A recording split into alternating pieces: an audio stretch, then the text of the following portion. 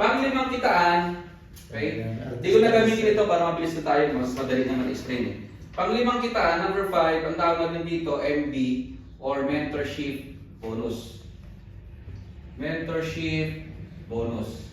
Sa mentorship bonus, meron ding significant yung mga ranking natin or yung ating star. Okay? Sa mentorship bonus, ito yung pwedeng ibigay sa'yo. Kapag ikaw naka 1 star, meron ka lang 20%. 2 star, meron kang 30%. Kapag ikaw naka 3 star, 40%. Kapag ikaw naka 4 and naka 5 star, that is 50%. Paano yun? Ang mentorship bonus galing sa rising star bonus ng mga downline natin. Sabihin natin, this is you. Ngayon, meron kang 3 tao na ginay. Okay? 3 para si A, si B, si C. Lahat yan sila, sabay-sabay mo silang ginay. And within 90 days, kumita sila ng rising star bonus. Kasi ang rising star bonus natin, hanggang 90 days siya eh. So si A, masipag. Kumita siya challenge number 1, challenge number 2, challenge number 3. Sabihin natin, ang challenge number 1 niya, kumita siya ng $1,000. Challenge number 2, kumita siya ng $400. Challenge number 3, kumita siya ng $500. So total of $1,900. So sige, para madaling computein, ganun na lang din lahat. Okay? Para hindi mahirap computein pala, isakto na natin na $2,000 sila lahat. $2,000 si B, $2,000 si C. Okay? Yan yung kinita ng mga downline mo sa rising star bonus. Okay? Ang pakinabang mo dyan, kaya sabi ko dapat talaga i-guide mo sila, tulungan mo sila, develop mo yung mga leaders mo. Ang magiging pakinabang mo yan, pag sila kumita ng rising star bonus, ikaw, kikita ka ng mentorship bonus. Pero nakadepende yung kikitain mo sa star mo. Kung ikaw naka 1 star, 20% ka. So meron kang 20%, 400, 400, 400. Di, meron kang total of 1, 2. Kung ikaw naka 2 star ka, ay yung builder, 30%. Meron kang 600, 600, 600. Di may 1,800 ka. Diba? Kung ikaw at least naka-extreme ka or yung 3 star, 40% ka. 800, 800, 800, may 2,400 ka. Pero kung ikaw at least naka 4 star or 5 star ka, makukuha mo yung 50%. Ay, kung naka 4 star or 5 star, times 50% ka dyan, so meron kang 50%, 50%, meron ka dyan tag $1,000, $1,000, $1,000, $1,000. May total kang $3,000 na mentorship bonus. Yun yung maganda. Kaya tingnan ninyo, mas maganda talaga na at least nandun ka sa to be safe, naka 4 star ka. Para halos lahat ng percentage kuha mo. Diba? Pero kung kaya mag 5 star, mas maganda. By next year kasi ang 4 star, 119,988. Pero ngayon, ang 5 star, 199,888. Kaya kung ngayon ka magpa 5 star, ay bibili ng package na 199,888, automatic yung 5 star ka na. Pero kung next year ka pa bibili, 4 star lang yun. Di ba? So, mas maganda na hanggang December, kung kaya mo mag 5 star, mag 5 star ka na. Yun yung maganda. Okay? So just imagine, 3 lang ang tinulungan mo. Sige, by January na natin sila i-build. Para mayroong rising star sila. Kasi kung ngayon sila, wala silang rising star bonus. Di ba? Oh. 3 lang yan, tinulungan natin. Kumita sila ng rising star bonus. Magkano na agad ng mentorship bonus mo? $3,000 times 55. That is 165,000 pesos. Diba? Within 90 days. Isang kitaan pa lang yan ha, mentorship bonus pa lang yan. Okay? So pang-anim, number 6. Tawag natin dito, IB or Infinity Bonus. Sa Infinity Bonus naman, yung rank mo, kung naka starter, builder, extreme, ultimate at saka global package, meron siyang limit. Halimbawa, ganito. Okay? This is you. Sabihin natin, ang rank mo ay 1 star ka lang. May problema. Bakit? Hindi mo makukuha yung maximum na income potential kapag ikaw ay maliit ang star. considering na ang mag-join sa'yo, mas mataas sa star mo. Parang ganito. Sabihin natin, ikaw 1 star ka lang, left and right ka. May pumasok dito. Ang pumasok dito is builder. Eh, ikaw 1 star ka lang. Ang builder ay 200 CV yan supposed to be. Pero since ikaw 1 star ka lang, okay? Sa 1 star, ang allowed lang sa'yo pumasok na CV or commissionable volume per package is up to 150 CV. So ang tendency, yung builder na pumasok sa'yo dito, hindi mo makukuha yung buong 200, 150 lang CV. Eh what if dito may pumasok, dito sabi na si B. Nakapagpa-sign up si B, ang napasign up niya ay global. Diba? Global, 2,000 CV yan. Diba? Pero since ikaw, 1 star ka lang, hindi mo makukuha ang buong 2,000. 150 CV pa rin ang papasok sa'yo.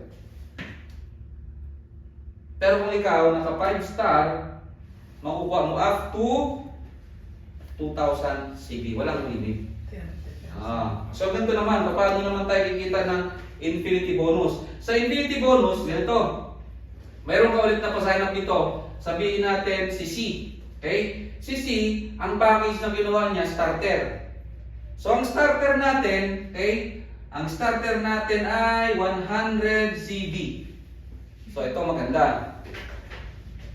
Every one, di ba dito dalawang 150?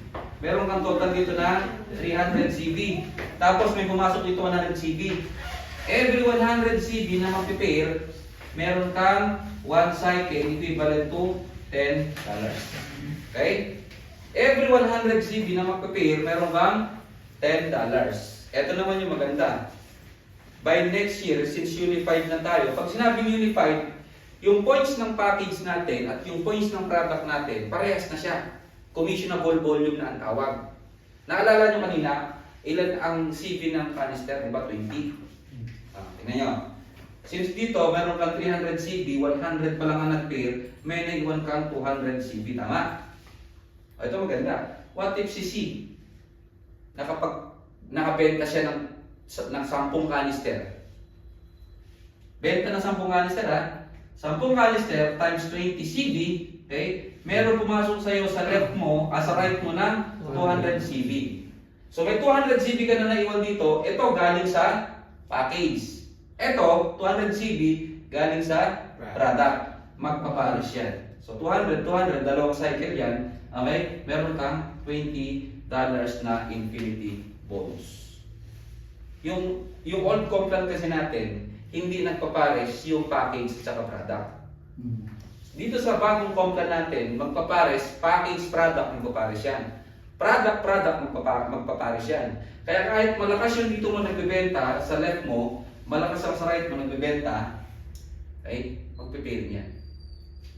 Yun ang maganda. Kasi ako, ang dami ko naiwan na points sa kabilang side ko na hindi na parisan. Bakit? Kasi yung kabila ko, malakas sa package. Yung kabila ko, malakas magbenta, hindi naman nagpapares yun. So wala akong infinity bonus or failing bonus.